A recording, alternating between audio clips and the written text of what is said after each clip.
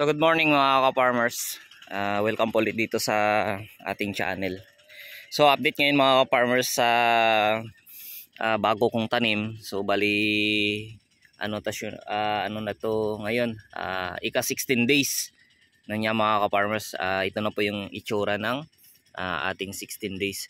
So hindi po pantay mga ka-farmers. So ito kinain nito ng ng uod.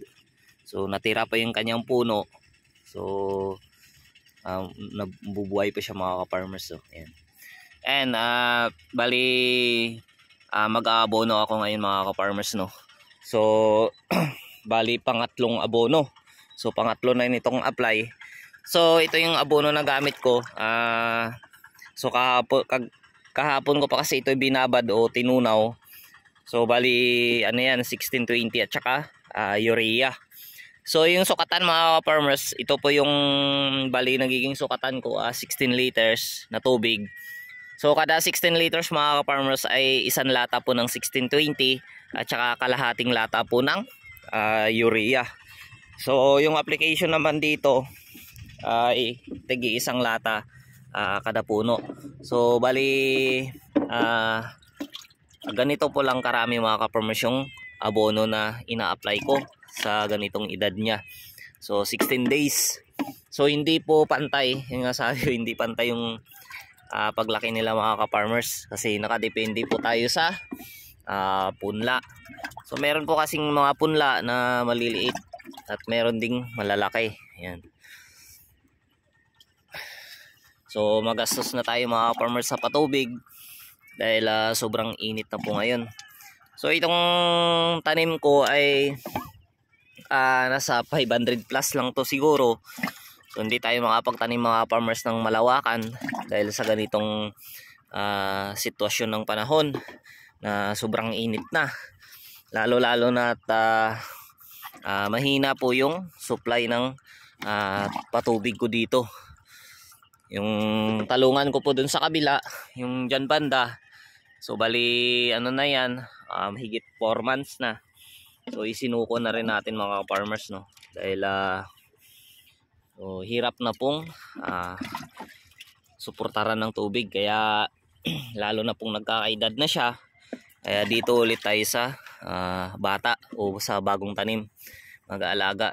So para magkaroon ulit tayo ng magandang quality na bunga ng talong. So yung bala ko doon mga farmers sa talong ko na may edad, maghihintay po tayo ng tag-ulan at saka siya iraraton para magkaroon na siya ng panibagong talbos at saka applyan ng abono. Ayan. So dito mga ka-farmers, ayan, ito naman yung talong ko na nag 3 months. Ayan, oh. So marami siyang bulaklak. So may harvest ako ngayon dito. So tatapusin ko lang mga ka-farmers yung pag-apply ko ng abono at saka mag-harvest dito. Yan. So unti-unti siyang gumaganda mga ka-farmers yung kanyang talbos. Yan. Yan. So konting push lang nito. Kakaroon ulit tayo ng panibagong harvest. O magagandang quality ng talong. Yan lang po mga farmers, no. Isang lata lang po kada puno. So tuwing mag-apply po tayo ng fertilizer, so magdadagdag po tayo ng kalahating lata. So halimbawa next na abono, so once a week ako dito mga farmers mag-apply ng abono. So bali Friday ngayon. So next Friday, so pwede na natin itong gawin na isang lata ng 1620 at kalahati. Tapos kalahating lata pa rin po na urea. So nagdagdag lang po tayo sa 1620. Tapos isang lata na po at kalahati yung application sa kada puno.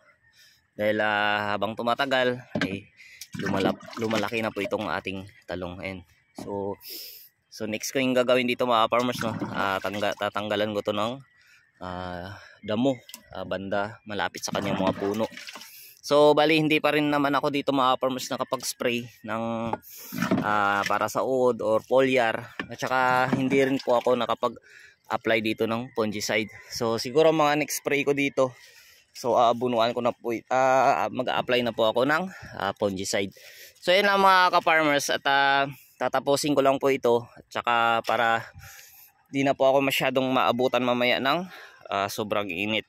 So ayan, bali maraming salamat po sa lahat-lahat na sumusuporta po dito sa aking channel. God bless po sa lahat, at saka happy farming.